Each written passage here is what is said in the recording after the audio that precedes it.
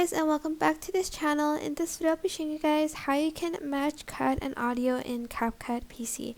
Super simple. You're just going to add in your audio. Now you can actually use your own audio like to match cut. So just go to menu first and go to more, select your version, check for updates, and if there's an update, update your app first, and then you're going to add in audio from your library or audio from CapCut. Just going to choose audio from my library. Then I'm just going to select auto beat here, and you can choose either beat 1 or beats 2, depending on how many beats you want the song to have. Beat 2 has more, as you can see, than beat 1. You can also delete the beats by going over them and pressing this button or pressing Control J. And to add it back, just press the same button again or Control J.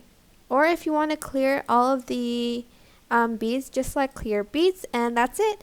Hope this tutorial was helpful for you guys. Don't forget to like, comment, share, and also subscribe to this channel if you haven't done that already.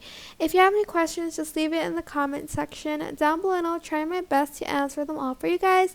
And if you found this video helpful, please click the thanks button above the description box down below. Thank you so much for watching. Bye!